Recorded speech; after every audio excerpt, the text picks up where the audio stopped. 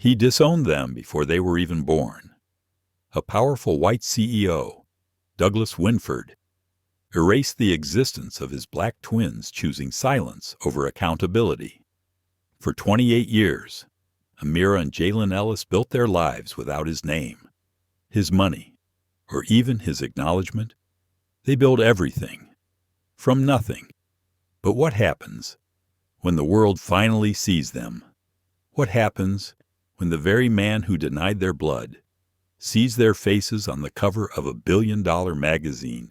Will truth finally catch up to power, and can a legacy built on silence ever be redeemed? This isn't just a story about betrayal. It's about resilience, reckoning, and the quiet strength of a mother whose love outlived erasure. It's about the children who turned abandonment into impact, and the moment their existence became too powerful to ignore. You won't want to miss this emotional journey of justice, identity, and everything power tried to hide. Hit like, share this video, and subscribe for more powerful true style stories that bring real emotion and reflection to light. Now, let's begin.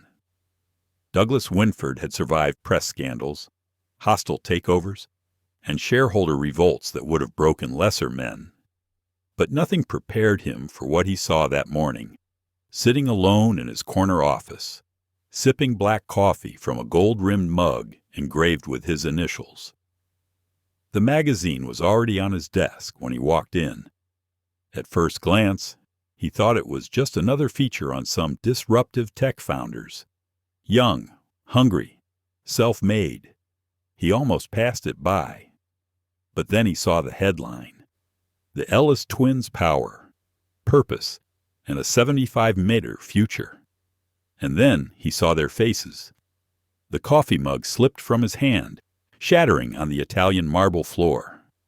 A young man and woman stared out from the cover, posed back to back, glowing with energy. Both were striking, mid-20s maybe, polished and confident. The man wore a tailored navy suit, crisp white shirt open at the collar. The woman stood with arms folded in a deep emerald blouse, her coiled hair wrapped into a high twist. Their skin was rich brown, their eyes bold and defiant. Douglas had seen those eyes before. He gripped the edge of his desk, his breath shortening, his vision narrowing. The headline blurred. The room tilted. A cold sweat broke across his back. Then darkness. He came to minutes later on the office couch, face clammy, tie loosened. His assistant, Natalie, hovered nearby, panic tightening her voice. "Sir, should I call someone?" "The doctor?" "No," he rasped, sitting up too fast. His vision spun again, and he gritted his teeth against it. "It's low blood sugar. I skipped breakfast.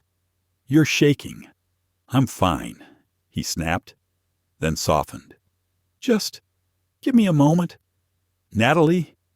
She hesitated, then nodded and stepped out, heels clicking against the tile. He waited until the door clicked shut before grabbing the magazine again. Amira and Jalen Ellis, the caption read, "Founders of Ellis and North." He ran a trembling hand across his face, heart thudding. It had been 28 years. He had made his choice before they were even born. "I'll send money," he had told their mother, "but no one can know they're mine. Not ever." Her response still echoed in his mind like thunder across a canyon. "Keep your money. They'll never need the kind of man who's ashamed of his own children." Back then, he had convinced himself it was the right decision. He was 24, newly hired at an investment firm where every partner looked exactly like him, white, well-groomed, and born to win. He wore a smile like armor and ambition like oxygen. Lena Ellis, a bright-eyed accounting assistant who sometimes laughed too loudly in the break room, was the kind of complication he couldn't afford. But she was magnetic, smart, disarming, unapologetically black. And when she looked at him, She saw more than the son of a real estate tycoon. She saw the boy who'd once wanted to be a jazz pianist, the one who quoted Baldwin and secretly feared becoming his father. He'd let himself love her for a moment, maybe longer than a moment. Then she told him she was pregnant with twins. He had panicked, told her he wasn't ready, that his family, his firm, his future, none of it could survive this. She didn't yell. She didn't beg. She just walked out. He told no one, not even Nicole, his now ex-wife, who had once asked him over dinner, "Did you ever fall in love before me?" He had lied, and now the children he had abandoned before their first breath were looking back at him from the cover of the most influential business magazine in America. He flipped through the pages, his fingers trembling. Raised in West Philadelphia by a single mother, Amira and Amira Ellis are redefining what it means to build a company with conscience. Their startup, Ellis & North, is revolutionizing solar energy access for low-income neighborhoods, with projects active in 12 U.B.S. cities. Their model is equal parts profit and purpose. Douglas stopped reading. His throat tightened. The article included a quote from Amira. "We were raised to believe that silence is a form of injustice. Our mother didn't just teach us resilience, she lived it every day." A photograph at the bottom of the page showed Lena Ellis older, thinner, but radiant. She stood between her grown children at their college graduation, beaming with pride, her arms linked tightly with theirs. Douglas stared at her face. She had died 5 years ago. Breast cancer. He hadn't known. He felt something rupture inside him, not a sharp pain, but a slow, spreading hollowness, the kind that seeps into the bones. He looked up and saw his own reflection in the office window. 52, gray at the temples, alone, successful, and now exposed. There, on that glossy page, was the life he had traded away. Not just children, not just love, but the chance to stand beside people of purpose, the chance to belong to something greater than ambition. He reached into the bottom drawer of his desk, where he kept the things he never admitted he owned. A photo. Lena young and laughing at a summer picnic, and a thin, unopened envelope, the birth announcement she had mailed him 28 years ago. He had never opened it. He did now. 2 names written in her careful, looped handwriting, Amira Lena Ellis, Jalen Douglas Ellis. She had given their son his name. His vision blurred again, but this time, from tears. His phone buzzed beside him. A calendar reminder, Global Impact Forum keynote rehearsal, 3 days. He stared at the screen, because that's where it would all unravel. The twins were speaking at the same conference, same day, same stage, and there, in bold, on his itinerary, Douglas Winford, Lifetime Achievement Award, his legacy was about to collide with the truth he'd buried, and the world would be watching. The memory came back like fog rolling across a quiet lake, slow, thick, inescapable. It was autumn, 28 years ago. Douglas Winford, just 24, stood at the edge of the rooftop terrace at Pelham & Royce's downtown office tower, a whiskey glass in one hand, a contract offer in the other. New York shimmered below him, and everything he thought he wanted was nearly in reach: the promotion, the prestige, the promise of boardroom access. And then Lena showed up. She didn't belong to that world, not in the way he did. She walked through the heavy glass doors like she was immune to pretense. Hair pulled back, no makeup, oversized corduroy jacket. The kind of woman who asked hard questions in team meetings and expected real answers, even when everyone else stayed quiet. She was working in accounting as a graduate intern, He met her by chance when she corrected a decimal error on a portfolio report he had rushed out to a client. "I just saved you $8 million in embarrassment," she joked, handing him the corrected version. He was annoyed, then intrigued, then smitten. Their romance wasn't built on candlelit dinners or romantic declarations. It was built on late-night walks through Harlem, on poetry she left scribbled on coffee napkins. On music, she introduced him to Coltrane. He introduced her to Debussy. But it was always quiet, always secret. He never brought her around his friends from Yale, never mentioned her at company mixers, never even introduced her to his parents in Westchester. And then, one night in early winter, she met him outside his office building. No warning, just a small paper bag clutched in her hand and a strange tightness around her eyes. "We need to talk," she said simply. He knew. Somewhere inside. He already knew. They sat in his car, the heat fogging up the windows, as she told him gently, clearly, that she was pregnant. With twins. He had gone still. Like someone had hit pause on his insides. 2 heartbeats where there should only be one. 2 lives that weren't supposed to exist. Not now. Not with her. Not like this. He remembered the exact words that came out of his mouth. "Lena, I can't. I'm on partner track. The board my family, this would ruin everything." "I'm not asking for anything," she said quietly, "but I'm keeping them." He had stared out the windshield for what felt like hours, then offered her what he thought was a compromise. "I'll send money. You won't have to raise them alone. But no one can know they're mine."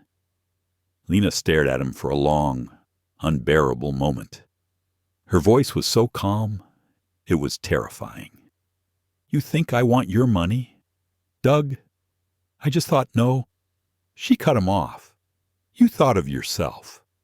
That's all you ever think of when things get inconvenient." He didn't fight back. He didn't explain. He didn't reach for her hand or ask how far along she was. He just watched her get out of the car and disappear into the city mist. He never saw her again. He never asked. He told himself he was protecting her, that his presence would only complicate her life, that what she needed was space, not scandal. But deep down, he knew the truth. He was afraid of what his father would say. "She's not our kind." Douglas. Afraid of losing the board's favor, those aging white men who made thin jokes about diversity hires and rarely hired women unless they were in HR or marketing. Afraid of being seen as soft, as someone who let a fling ruin a future worth billions. So he buried it. He buried Lena, her laugh, her eyes, her sharp wit. He buried the twins who he never named, never held, never prepared for. And in exchange, he climbed, fast. By age 30, he was VP. By 36, partner. At 42, he founded Winford Ventures, building it into a $2 billion enterprise in less than a decade. He married Nicole, a venture capitalist with perfect posture and a last name that opened doors. Their marriage was polite, efficient, and devoid of mess. They never had children. He told people it was mutual. It wasn't. Nicole had suspected. Once, after a board dinner, she asked him directly, "Did you ever get someone pregnant and walk away from it?" His heart had stopped. He remembered staring at his cufflinks as he lied. No. And now, 28 years later, that lie had found him on a glossy magazine cover, wearing his son's cheekbones and his daughter's calculating gaze. He leaned back in his chair now, breathing heavily. How had Lena done it? Raising 2 children alone in a city that chewed up young mothers and spit them out. He could still hear her say, "They won't need a father who's ashamed of them." He had thought she was overreacting, but now he understood. It wasn't just shame, it was erasure. He had erased them from his life, his plans, his story, but they hadn't erased him. That was what made it worse. They had his name, not his surname. No, but Jalen had his first name, middle name, even Douglas. And Amira had Lena's resilience, her pride, her fire. He should have felt joy seeing what they became. Instead, all he felt was dread. Because when the world finds out who they really are and who he really was, his empire won't just shake, it might fall. West Philadelphia didn't give away grace easily. But Lena Ellis carved it out anyway in back-alley laundromats, community college night classes, and the tiny one-bedroom apartment on 49th Street where she brought Amira and Jalen home from the hospital.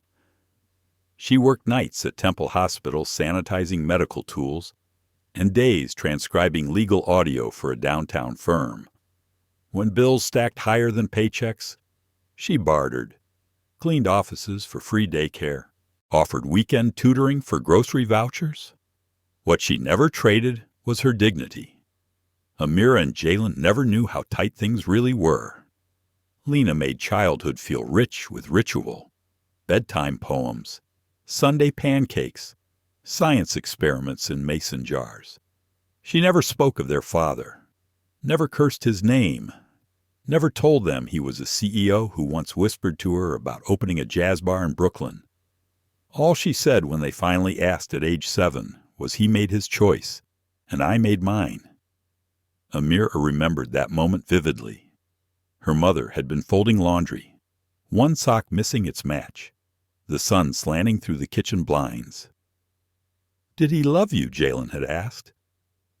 Lena smiled, but it didn't reach her eyes. Maybe, but not enough to stay. Jalen had clenched his fists. Amira just felt small. They never brought it up again. But it lived between them like the draft that slipped under the front door every winter. Not spoken, just felt. By the time they reached high school, they were the kind of siblings teachers noticed. Amira was precise, introverted, curious about how systems worked from the circulatory system to the bus schedule. Jalen was quick-witted, charismatic, always the one organizing fundraisers or calling out the principal's double standards. They didn't just excel. They refused to disappear. Their mother taught them that brilliance was their birthright, not an exception. She also taught them how to spot when they weren't welcome, at school board meetings, at scholarship interviews, at diversity brunches where donors shook their hands like props. "We don't shrink for small minds," Lena would say, adjusting Amira's collar, "and we never pretend we were lucky. We were prepared." It was Lena who insisted they apply for the same dual-degree scholarship at Stanford. Amira studied environmental engineering. Jalen, economics. They moved to California together, sharing a dorm suite, a student meal plan, and a stubborn sense of purpose. They founded Ellis and North in their final year named after Lena and the direction she never stopped pointing them toward. The idea was born on a scratched-up whiteboard in the campus library's low-cost solar infrastructure for communities redlined out of sustainability. They launched small 6 panels in a Philly row house, a generator retrofit in Detroit. Then came angel investors, micro grants, and a TEDx talk that went viral, The Right to Power. By 27, they had contracts in 12 cities and a valuation that made venture capitalists pay attention. But their mother never got to see it fully bloom. Lena had hidden her diagnosis for over a year. Stage 3 breast cancer. Aggressive. Relentless. She didn't want her children to come home out of guilt. She made them promise to stay in California and finish what they started. Only after she was gone did they learn how much she had endured alone. The hospital receipts stuffed in the bread box. The pain pills carefully rationed. The diary entries hidden beneath her bed, filled with notes to A and J about love and forgiveness and how to pick a good olive oil. She died in her sleep on a rainy Tuesday. Her neighbor found her, with the twins' college graduation photo still sitting on the nightstand. At the funeral, Amira didn't cry. She stood stiffly by the casket, eyes dry, lips pressed together. But Jalen, he wept openly, clutching their mother's scarf like a lifeline. They buried her under a young oak tree at Mount Olive Cemetery, the same place Lena used to take them when she couldn't afford real outings. She said cemeteries make good classrooms, Jalen whispered, fingers laced around Amira's, because you can see who lived full and who left regrets. That night, back in her mother's apartment, Amira found the box. It was taped shut, but not locked. Inside 28 years of unopened checks from D. Winford, postmarked from New York, some from a corporate address, some from a private P.O. box. None of them were cashed. There were also letters, dry, businesslike, sparse. This is for their education. No further contact is necessary. And a single photo dog-eared, faded from a company picnic. Lena, in a blue sundress, smiling at someone just off camera. Amira had never seen her look so young, so alive. Jalen leaned over her shoulder. "Do you think that's him?" Amira didn't answer. She opened a small envelope tucked between the letters. Inside was a birth announcement. Simple cardstock. No design. Just 2 names printed in Lena's handwriting. Amira Lena Ellis. Jalen Douglas. Ellis. Jalen blinked. "She gave me his name." Amira nodded. Jalen picked up one of the checks, staring at the signature at the bottom. Douglas Winford. Then he pulled out his phone. "We need to know who this man is." The first pitch meeting for Ellis and North was held in a cramped student lounge with flickering lights and coffee stains on the carpet. Jalen stood by the dry erase board, marker in hand, gesturing wildly as he explained microgrid deployment in underbanked zip codes. Amira sat beside a projector with 3 working slides and one that wouldn't load.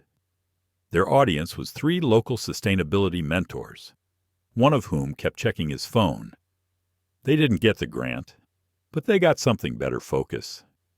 "If they're not ready for us," Amira had said that night as they walked back to their apartment, "we'll build something they can't ignore." So they kept refining, prototyping, applying. They named the company after the 2 directions Lena had taught them to move in Ellis, for who they were, and North, for where they were going. When the first investment finally landed, a $50,000 microfund from a Chicago environmental coalition, they cried.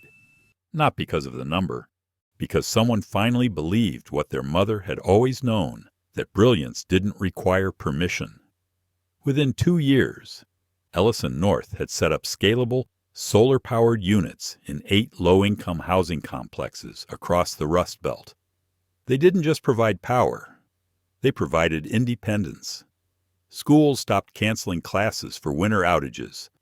Elderly tenants didn't have to choose between heating and heart meds. Amira ran the engineering side, refining panel composition, coordinating installation timelines, inspecting every shipment like it held her mother's memory. Jalen handled operations, funding, and the media. He was natural in front of cameras, funny, bold, sharp without being bitter. When a tech journalist asked him on live air what it felt like to bootstrap from such humble beginnings, he smiled. "We didn't bootstrap. We built upward. There's a difference." Amira smiled quietly beside him, her hand resting on her mother's watch hidden under her sleeve.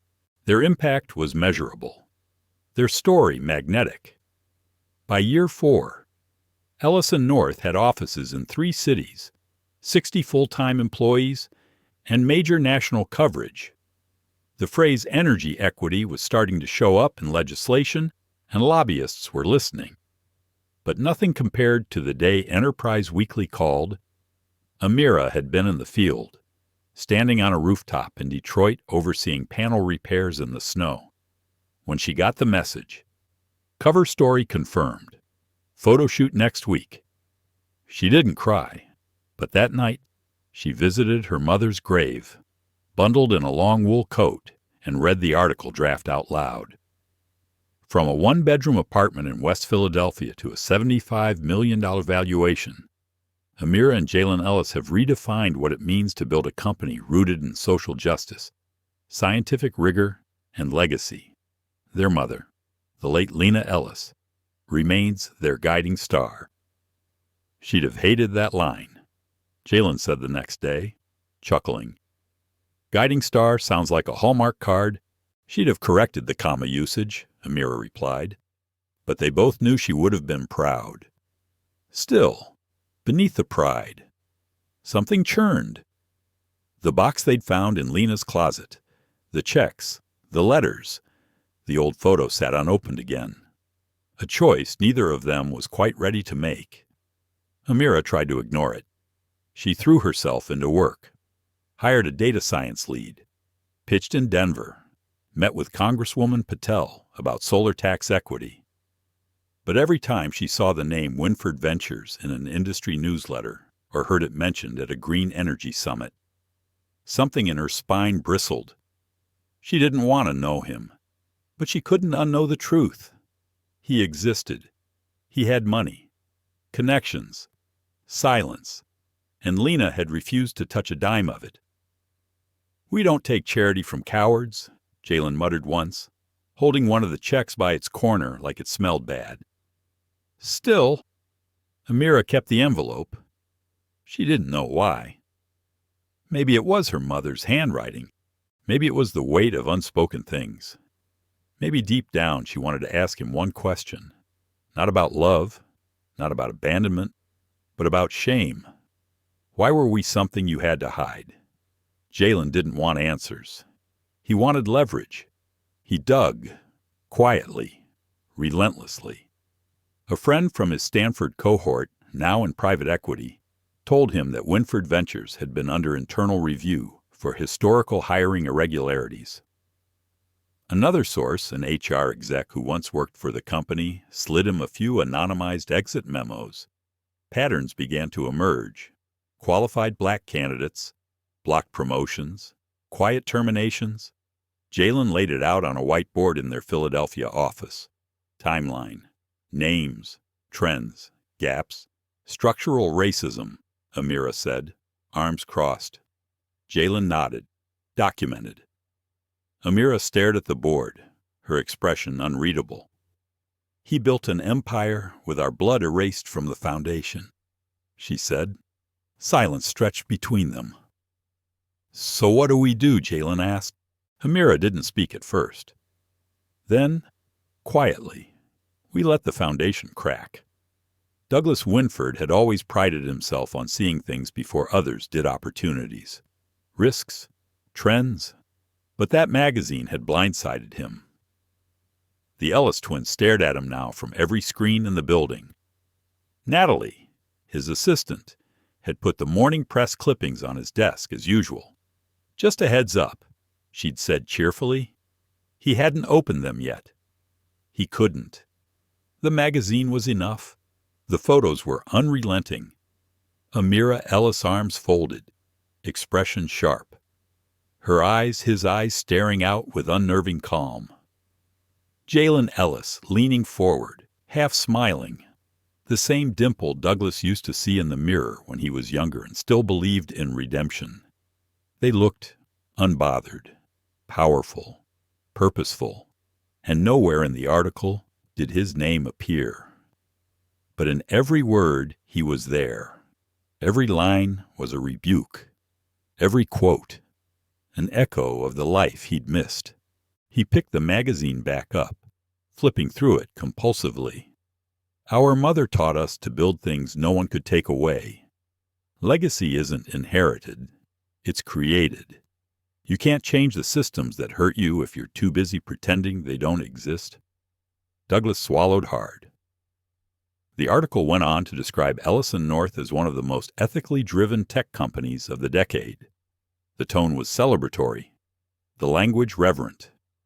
They had done it without him. No guidance, no funding, not even his name. He looked again at Amira's face. She was Lena's image and posture, but in the eyes, it was him. It always came back to the eyes. He stared so long, he forgot to blink. The knock at the door made him flinch. Natalie peeked in. "Sir, your 10 o'clock is on hold. Do you want me to push?" He couldn't answer. Also, the Global Impact Forum reached out again. "They've confirmed the lineup. You'll be accepting the Lifetime Achievement Award right after the Ellis twins' keynote." He finally looked up. "Excuse me." Natalie tilted her head. "Confused. The Ellis twins. From the magazine. They're the keynote speakers." "You didn't know, no?" Douglas said slowly. "I didn't. Funny coincidence." "Huh." He stared at her. Not angry. Just hollow. No. Not funny at all. After she left, he stood and paced the office. The room suddenly felt too large, the ceiling too low.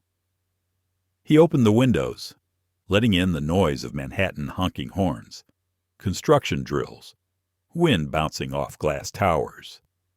He had built a world of polished surfaces and controlled access, and now that world was cracking.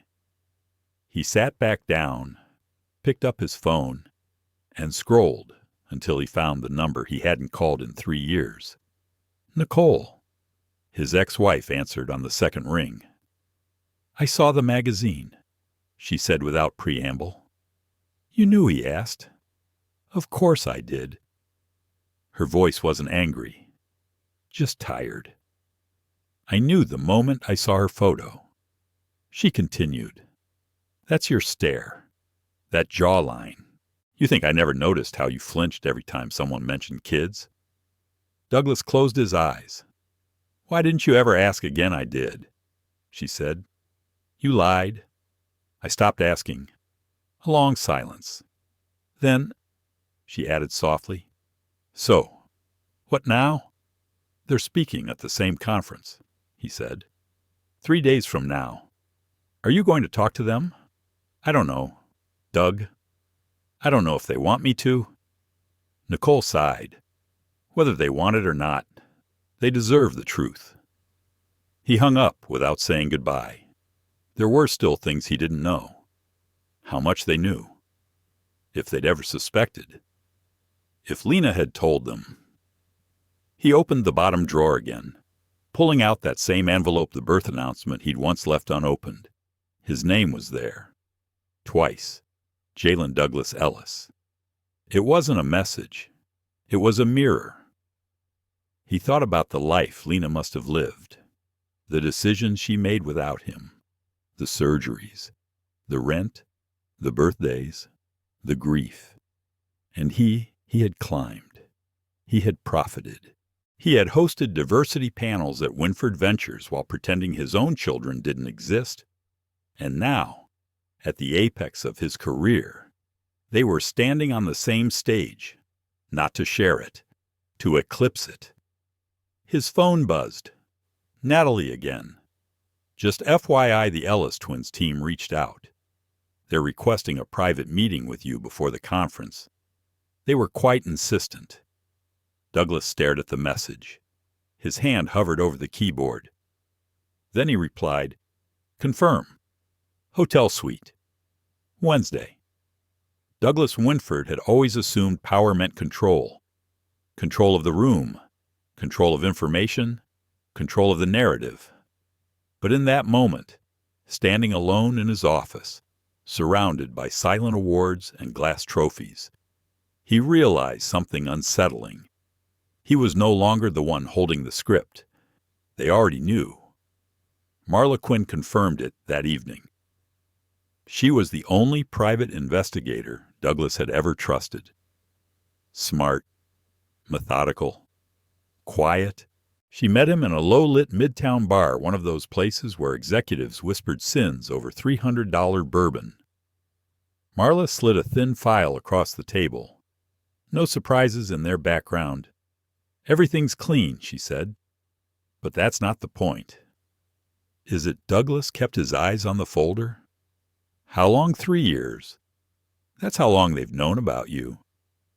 His stomach dropped. How Marla sat back. When Lena Ellis passed, the twins found letters, old checks. One of them had your full name. They did the math. He gripped the file tighter. They found out and never said a word. Not to you, Marla corrected, but they've been preparing for what. She raised an eyebrow.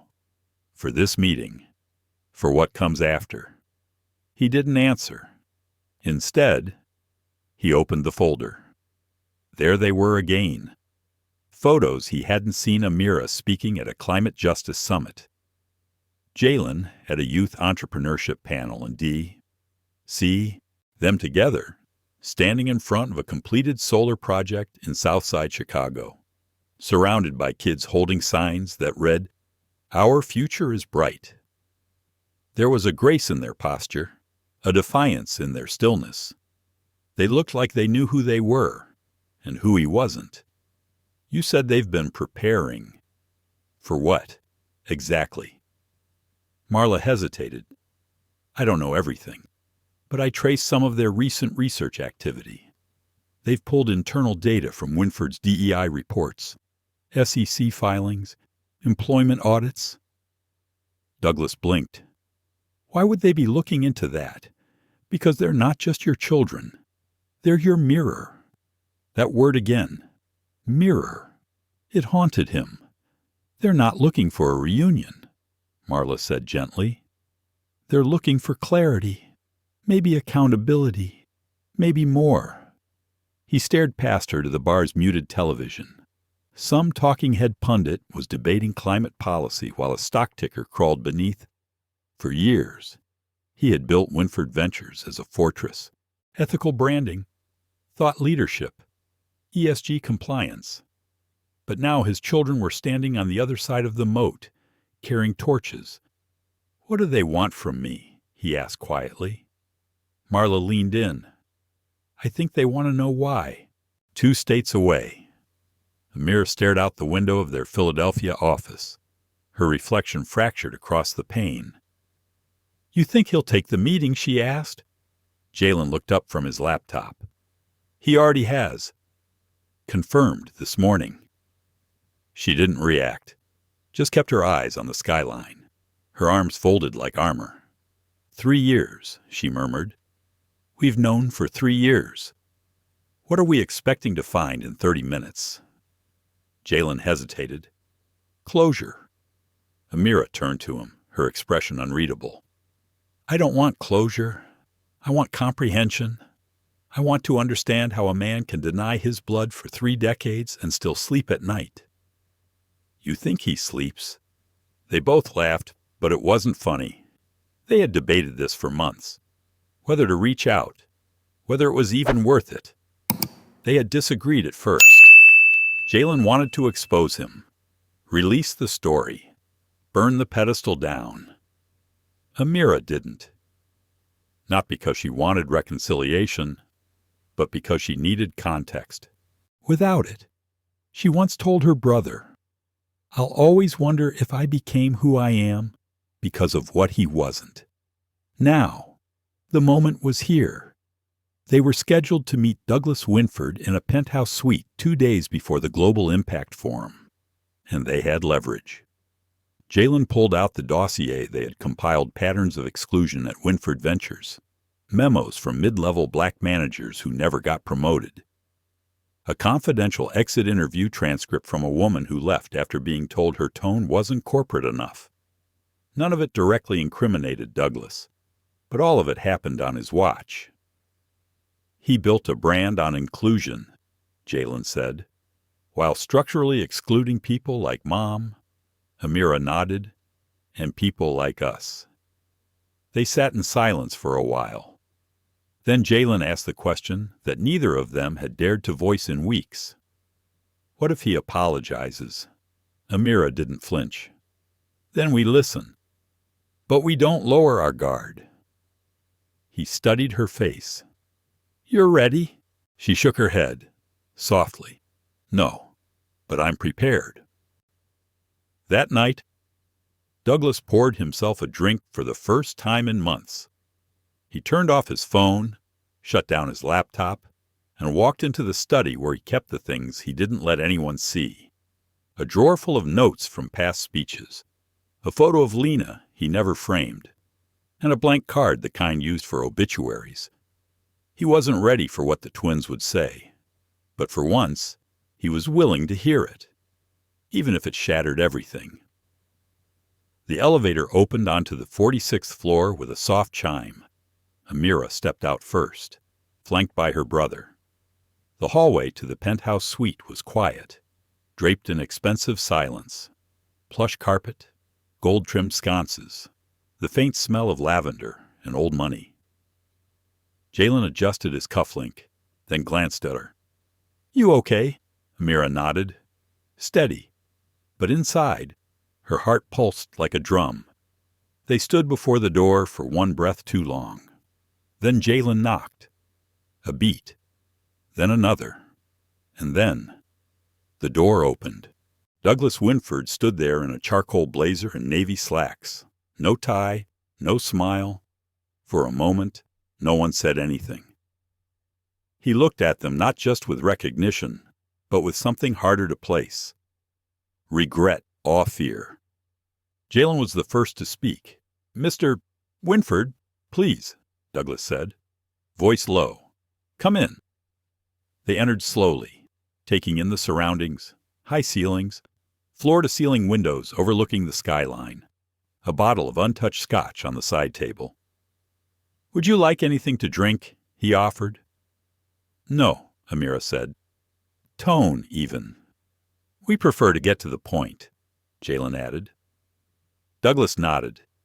He gestured toward the sitting area. They sat on the leather couch, while he took the single armchair across from them like a triangle carved from years of silence. For a long moment, no one spoke. The city murmured outside. Inside, time held its breath.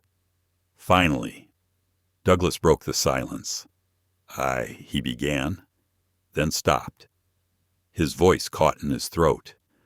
"I don't know how to start." "Try the truth," Amira said. Jalen opened a folder and laid it on the table between them.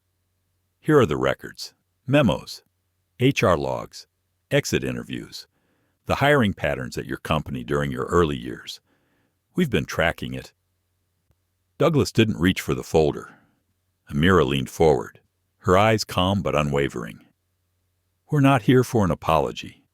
We're here for understanding." Douglas took a slow breath. "I was 24. Your mother, Lena, she was brilliant, strong. I cared for her, but I was terrified. Of what Jalen asked, of being seen, of being questioned, of losing what I hadn't even earned yet. I told myself I'd help quietly, financially, that it would be enough. It wasn't. You didn't just abandon us," Amira said softly. "You erased us." Douglas flinched. "I know. No," she said, sharper now. "I don't think you do. We weren't just inconvenient. We were invisible. For nearly 3 decades. We built everything from the ground up while you shook hands with senators and hosted DEI panels." He looked down. "I told myself that staying away was protecting you, but it was really protecting me." Jalen's voice cut in. "Did you ever think about us, Halls?" Douglas looked up. His eyes were wet. "Every time I passed a child with your mother's smile, every time I signed a check to a youth program I knew couldn't reach you, every birthday." "Then why not reach out?" Amira asked. "Because I believed I didn't deserve to." The silence that followed wasn't heavy. It was honest. Jalen leaned back, breathing slowly. Amira stared out the window for a moment, then turned to him again. "She kept everything, you know. Every check, every letter, every lie wrapped in courtesy." Douglas swallowed hard. "She never cashed them. Not one. Jalen said. "She didn't need your guilt money. She needed your courage." Amira opened her bag and placed a small object on the table, a folded paper, slightly yellowed. Douglas leaned forward. He recognized it immediately. The birth announcement. He reached for it like it might vanish if he moved too quickly. "She gave me your name," Jalen said quietly. Douglas looked up, startled. "Why ask her?" Amira said. "Ask yourself. Because we've asked 1,000 times, and she never answered." He held the card in both hands, the way someone might hold a fragile confession. "I've done many things I regret," Douglas whispered, "but none more than this." "No," Amira replied. "Regret is easy. Action is harder." Douglas looked between them. "What do you want me to do?" Jalen glanced at Amira, then back at Douglas. "Not for us. For all the people who were locked out of your company. For the black interns who never made it past year 2. For the women who were told to smile more while they watched less qualified men rise above them." Amira pulled out a second document. "This is our proposal. Policy restructuring. Restitution. A foundation in our mother's name." Douglas took it. "I'm asking you," Amira said slowly, "not to fix what you broke for us. That can't be done. I'm asking you to fix what you're still breaking for others." Douglas nodded. "I'll read it. Carefully." "You have until after the conference," Jalen said. "We speak on Friday. You accept your award Saturday. Give us your decision before Sunday morning." Douglas set the papers down carefully. He looked older now. Not frail, but peeled back. Honest. As they stood to leave, he said quietly, "There's something else. I've already informed the forum organizers. I plan to decline the award." Amira turned, surprised. "Why, 'cause I don't deserve to be honored for a life that began with cowardice." She stared at him for a long time, then nodded once. Without another word, they left. The door clicked shut behind them, and Douglas Winford sat in the silence he had earned. The morning after their meeting, Amira woke before dawn with a hollow ache in her chest. She sat by the hotel window, staring at the skyline. Street lights blinked out one by one as the sun rose. Her mother used to say, "Every morning you wake up is a second draft. Don't waste it pretending it's still your rough copy." But this morning didn't feel like a rewrite. It felt like a countdown. Down the hall, Jalen was already on his second coffee, scrolling headlines. "You're going to want to see this," he called. Amira walked in, robe still tied. His screen showed a news alert from a Business Insider outlet. "Breaking leaked documents tie. Ellis and North and Winford Ventures to coordinated financial misconduct. FBI inquiries underway." She didn't blink. "What, there's more?" Jalen opened the article. Fabricated emails, backdated invoices, wire transfers between shell companies that didn't exist, all pointing to a fraudulent partnership between Douglas Winford and the Ellis twins starting 2 years ago. Amira's mouth went dry. "This is a setup." Jalen nodded. "And it's thorough." They both turned at the knock on the door. Natalie, Douglas's assistant, stood in the hallway, pale. "He needs to see you." "Now." Douglas was pacing when they entered his suite. "I just got off the phone with my CFO. He said, 'We've been hit with a federal inquiry. Someone's fabricated documentation showing the 3 of us,' he gestured between them, "have been laundering money through fake subsidiaries." "That's absurd," Amira said, jaw clenched. "We've never done business together. We've barely exchanged 2 emails. They forged everything," Jalen added. "Timelines, sign-offs, even signatures." Douglas moved to the window, rubbing his temples. They're saying you funneled federal grants to our firm through shell accounts, and I signed off. Amira stepped back. Who would do this? There was silence, and then Douglas said it. Carlton Rusk. Who? Jalen asked. My old partner. We started our first firm together in the early 90s, until he turned on me. He's been trying to buy out Winford Ventures for the last 5 years. Amira narrowed her eyes. Why now? Douglas looked down. Because he knows who you are. Jalen stiffened. You told him no, but he was the only one who ever knew about Lena. Before she told me she was pregnant, she was seeing Carlton. Amira blinked. You're saying they were involved briefly. Douglas admitted. Then she chose me. He never got over it. Said I stole everything as partner, his opportunity, his future. Jalen stared at the floor. Now he's framing all three of us. We go down. He buys the pieces cheap. Douglas turned toward them. Ellis & North's valuation drops to nothing. Winford Ventures loses investor confidence. He acquires both, along with every patent and every speech we were supposed to give this week. It made sense. Too much sense. Amira felt something shift inside her, a colder layer of purpose setting in. What's the move? She asked. Douglas opened his laptop. I've already alerted my legal team. But if this breaks in the media before we refute it, public perception will bury us before the facts get a chance. Natalie returned, face pale. Sir, FBI agents are in the lobby. Amira and Jalen exchanged glances. We're out of time, Douglas said. But Amira raised a hand. Wait. Let's think. Carlton's smart. He knew we'd meet.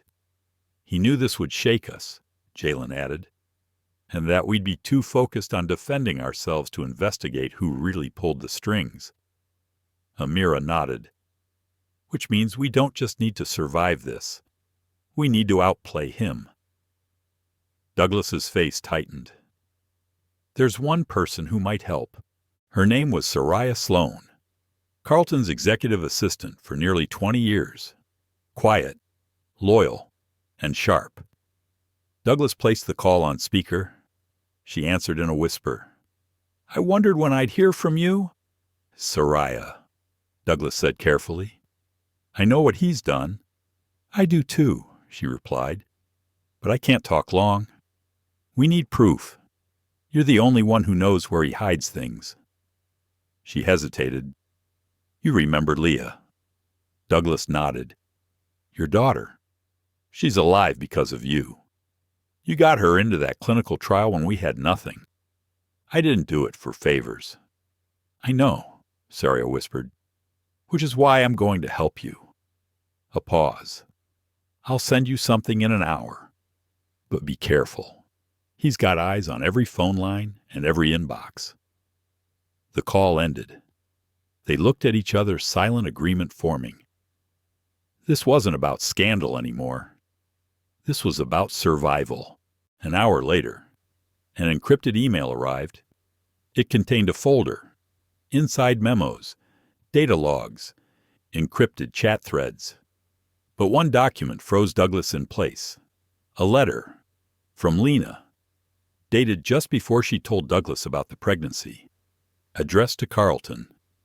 Carlton, I need to be honest with you. I've fallen in love with someone else. I didn't mean for this to happen. You've been kind, but this isn't the life I see for myself. I hope someday you'll understand. Lena Amira read it twice. She left him. For you. Douglas nodded, slowly. And now he wants to destroy everything we built, Jalen said. Amira folded the letter. Then we don't let him. The rooftop of the Wyndham Grand felt like a different city. Far above the morning gridlock and boardroom whispers, the air was crisper, more honest.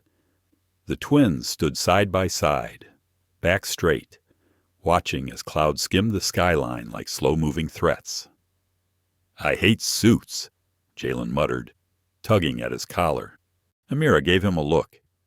You wore one to our college graduation. Yeah, and I couldn't breathe the whole time. Maybe that's the point. They didn't smile, because this wasn't a ceremony. It was a confrontation. They had set the meeting through a mutual intermediary and ethics consultant Carlton had donated to publicly and bribed privately. Soraya Sloan had given them the perfect leverage proof of Carlton's backdoor schemes, false shell companies, and more importantly, his digital trail trying to erase Lena Ellis's final letter. The bait was simple. Carlton thought he was coming to make a deal. Instead, he'd be stepping into their arena. Douglas arrived minutes later, dressed in a dark gray suit with no tie, sleeves rolled slightly, like a man finally tired of pretending. His eyes met his children's. You ready for this? He asked. No, Amira replied, but we're prepared. The elevator dinged. Carlton Russ stepped out with all the smug poise of a man who still thought the world owed him its attention. Tan blazer, gleaming shoes, that same predatory grin he used in televised interviews. But his eyes, sharp and reptilian, flicked quickly between the three people waiting for him. Well, he said, isn't this a strange family reunion?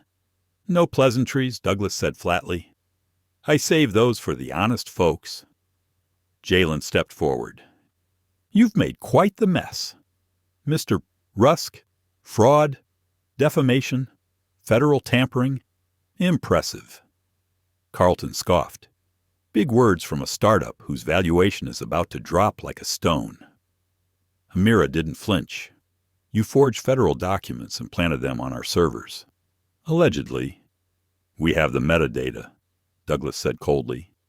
Carlton shrugged. You think anyone cares about how I win? This is business. Doug, you always had the heart for it, but not the stomach. And these two. He glanced at the twins. You should have taught them sooner. Legacy isn't earned through pity projects. It's bought. No, Amira said softly. Legacy is protected.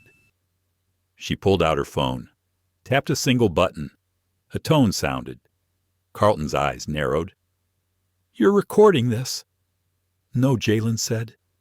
We're live streaming it. Carlton's face paled. To our board, Amira added.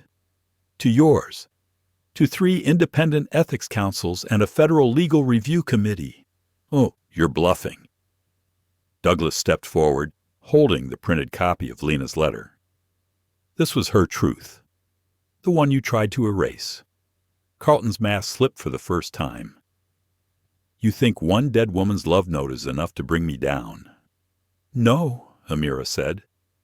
But the document trail you left while trying to delete it is. Carlton's voice cracked.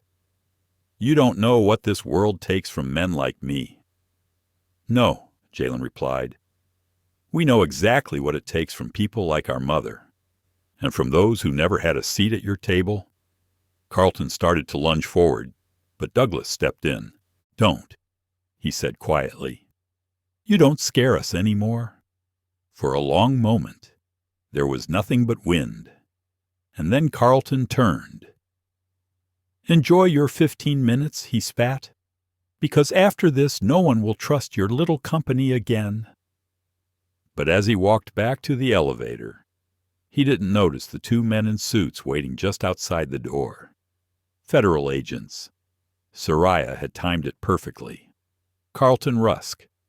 One said, "We have a warrant." Carlton stopped cold, turned, and for the first time in 3 decades, he looked truly afraid as they led him away. Amira finally let her shoulders fall. Jalen closed his eyes. Douglas stood silent, watching the storm that had once stalked him dissolve into handcuffs and mirrored glass. None of them spoke. They didn't need to. Back in the hotel lobby, reporters were already gathering. Word had leaked that Carlton Rusk was being investigated for financial crimes linked to multiple firms. But the names that weren't on the indictment list: Ellis and North, Douglas Winford, Lena Ellis. Later that evening, back in their suite, Amira sat with the windows open, laptop closed, tea cooling in her hands. Douglas knocked gently on the doorframe. She didn't look up. "You were incredible today," he said. She nodded. He hesitated. "I wish Lena could have seen it." "She did," Amira said quietly. "Every time we told the truth. She was in the room." Jalen joined them with 3 glasses of water. "To truth," he said. They clinked glasses, not as a toast, but as a promise. By the following morning, the headlines weren't just about Carlton Rusk. They were about Lena Ellis and her children, startup twins, expose billionaire saboteur. But the story behind their rise is even bigger. From erasure to influence. How Ellis and North rewrote the narrative. Who was Lena Ellis, the silent architect behind a generation's energy revolution? The media storm arrived with teeth, but for the first time, it didn't bite them. The Ellis twins were no longer names tucked in footnotes or behind-the-scenes credits.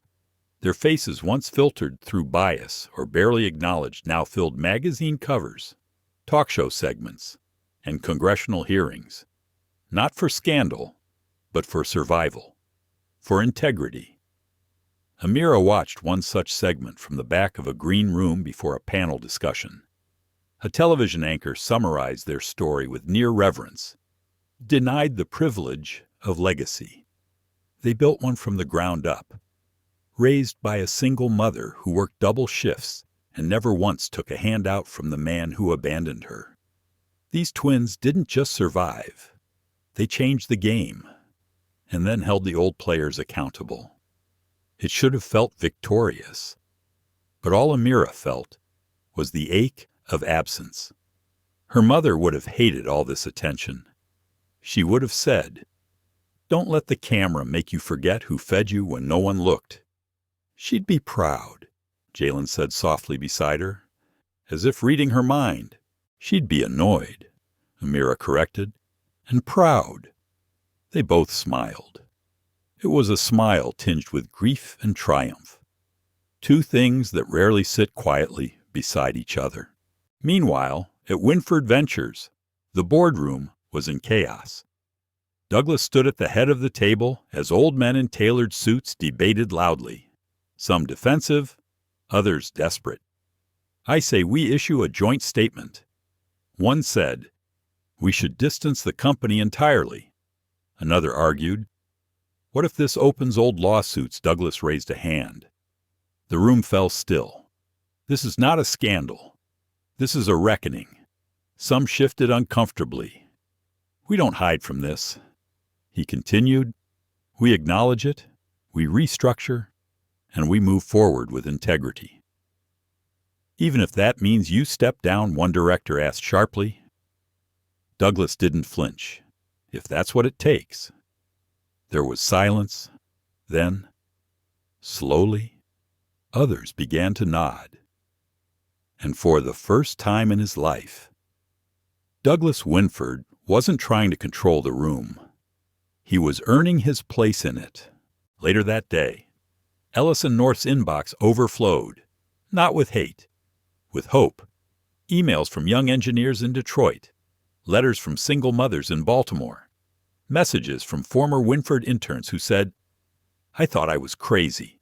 Turns out, I was just invisible." One girl wrote, "My dad told me people like us don't make it in boardrooms. After watching your interview, I just applied to MIT. Another, my mom always said silence was safety, but you showed me that truth is legacy." Amira read them aloud to Jalen between meetings, and somewhere between the 4th and 5th message, they both started crying. Not because they were sad, because finally, someone was listening. That evening, they returned to Lena's old apartment. It hadn't changed much. The same chipped table, the same floral couch, the same curtain rod slightly crooked in the corner. Jalen ran his hand along the doorway where their heights were marked in pencil. "Did you ever think we'd come back like this?" he asked. Amira shook her head. "I thought we'd come back quiet. Maybe together. Maybe not." Jalen nodded. "But we came back as ourselves." They sat down on the couch, surrounded by the echoes of every bedtime story, every tired lecture, every bowl of boxed macaroni made with too much love and too little cheese. And they were quiet, not because there was nothing left to say, but because everything that mattered had already been spoken. 3 days later, the Global Impact Forum opened its final keynote with a surprise change. Douglas Winford did not accept his Lifetime Achievement Award. Instead, he stood on stage for 30 seconds of silence. Then he stepped aside and let the next generation speak. Amira took the mic, her voice calm, her gaze steady. "We don't stand here because we inherited power," she said. "We stand here because we built truth from silence and legacy from loss." Jalen followed. "We are not the exception," he said. "We are the future if the world is finally willing to see us." The room rose in a standing ovation, and this time they stayed on their feet. A month after the forum, the world kept moving. Press cycles turned. Investors shifted focus. Headlines faded. But for Amira, the silence that followed felt fuller than the noise. She no longer woke up wondering if she'd ever be seen. Now, she woke with a different question. What do we build next? She had returned to their headquarters in Philadelphia, to the old factory-turned-solar lab with peeling brick walls and light that flooded in like hope. On the 3rd floor, just beside the main elevator, a new plaque had been mounted. The Amira Ellis Center for Ethical Innovation. The words were engraved in brushed steel. She ran her fingers across them every morning, not to remember her mother, but to remind herself that others would remember her too. Jalen had changed too. Not in the way he walked still quick, still slightly impatient, but in the way he listened. He had started mentoring again young inventors, mostly black and brown kids from underfunded schools who came in with blueprints drawn on the backs of cereal boxes. One kid, Jared, had whispered, "My dad says no one like me gets past security in buildings like this." Jalen had laughed, then handed him his own key card. "Well, now you own part of it." It wasn't a speech. It was a door. As for Douglas Winford, he didn't disappear. But he did something harder. He stayed. He attended every employee forum at Winford Ventures. He stepped down as CEO and declined the emeritus role. He issued a public letter of accountability, not a PR draft, not a legal hedge, just 6 pages of honesty. And he included the line, "For 28 years, I let fear dictate silence. Now, I choose to let truth shape legacy." He sat with his board, answered every question. He walked into rooms he used to control now as a listener.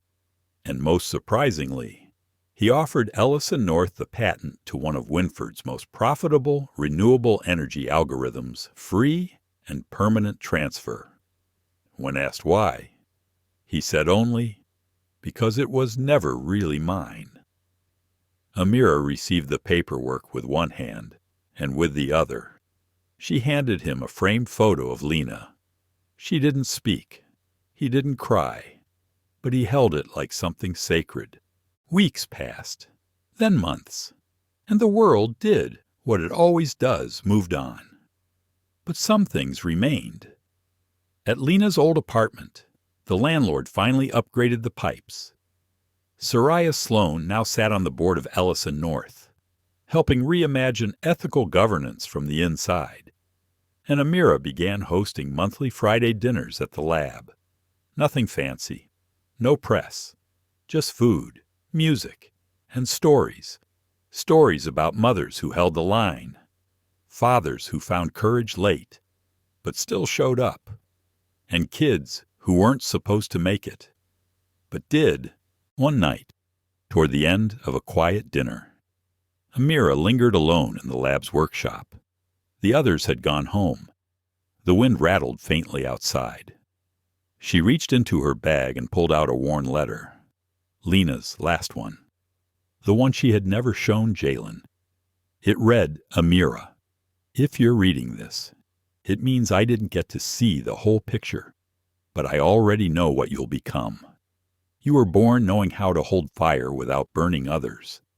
That's not a skill. It's a calling. Don't chase your father's shadow. Don't chase mine either. Make your own light. Trust your instincts. And when the world finally looks at you, don't just stand there. Lead. All my love. Mom. She folded the paper slowly, gently, like it was still breathing. Then she whispered, I'm trying. 3 blocks away. Douglas sat alone in his brownstone, reading a book Lena had once gifted him. On the inside cover, she had scribbled, Truth makes the best kind of inheritance. He closed the book, stared out the window, and for the first time in a long time, he felt peace. Not because he'd fixed everything, but because he'd stopped pretending it wasn't broken. The old cemetery on Oakmere Hill overlooked the river. It wasn't fancy, just rows of weather-worn stones, a few shade trees, and a gravel path worn soft by time.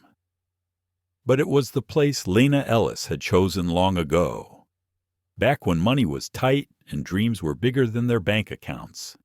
It was quiet here, which somehow made the truth easier to hear. Amira stood by the modest gravestone, her coat pulled tight against the wind. Jalen stood beside her, hands in his pockets, head bowed.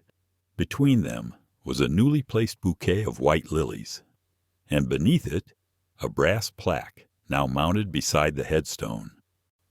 Lena Ellis, 1971-2019. Mother, engineer, architect of light, a legacy that outlived silence. They stood there a long time, no words, no speeches, just the sound of the river moving steadily behind them, as if carrying her memory forward. Later that evening, back in their shared office, Amira sat cross-legged on the couch with an old family album spread across her lap. Photos they hadn't seen in years. Lena in her nursing scrubs, asleep at the kitchen table. Jalen, at age 7, building a model windmill from cereal box cardboard. Amira in her school science fair, standing nervously beside a chart titled, Solar Power for Kids Who Don't Have Roofs. So much had changed, but the foundation remained. Jalen sat across from her, sipping coffee. He looked over and asked quietly, Do you ever wonder who we would have been? If he had stayed, Amira looked down at the album. All the time. She closed the cover gently, but I also wonder who we wouldn't have been. She smiled faintly. I think Mom taught us how to live with half a truth, and how to write the rest ourselves. Jalen nodded. That's what this all comes down to. Right? She raised an eyebrow. Not who abandoned us, not who underestimated us, but who we decided to become anyway. 3 months later, they stood in front of a crowd of 600 at the grand opening of a new satellite lab in Chicago. The Ellis and North Fellowship for Resilient Youth had launched its first cohort, 42 students from underserved communities. Inventors, coders, engineers, poets. They each wore pins that read, Built from Silence, Powered by Legacy. Douglas stood quietly in the back of the auditorium. No press, no title, just presence. He didn't ask to speak. He didn't need to. Amira caught his eye from the stage and gave the smallest of nods. He nodded back. It wasn't forgiveness, but it was something close to peace. That night, Amira returned alone to the lab. Long after the guests had gone, she wandered the halls in soft light. fingers brushing old schematics on the wall. Then she stopped in front of a large canvas hanging above the entrance, a painting she'd commissioned. It showed a figure walking uphill with two children, one on either side. The adult carried nothing, but the children each carried glowing orbs of light in their palms. At the bottom corner, in gold ink, were the words, "What we inherit isn't always blood. Sometimes it's what we learn to carry, and what we choose to pass forward." She stood there a long time, breathing it in. Then she whispered, "Thank you, Mom." And the room held her voice like a secret it had waited years to hear. Not every family story ends in forgiveness, but some end in truth. Amira and Jalen didn't need an apology to become whole. They needed the world to see what had been invisible for too long, the brilliance of a mother who raised giants in the shadows. This story wasn't about revenge. It was about reclaiming space. It was about holding power accountable and proving that legacy isn't inherited, it's earned through courage. Douglas Winford had wealth, but it took him nearly 3 decades to learn what true worth looks like. And Carlton Rusk. He tried to erase the past with lies, but in the end, truth had the final word. To everyone who's ever been overlooked, underestimated, or erased, your story matters. Your voice has power. And sometimes, silence isn't survival, it's oppression waiting to be broken. If this story moved you, left you thinking, or stirred something in your heart, please like, share, and subscribe to our channel. Together, let's keep telling the stories that deserve to be heard. Until next time.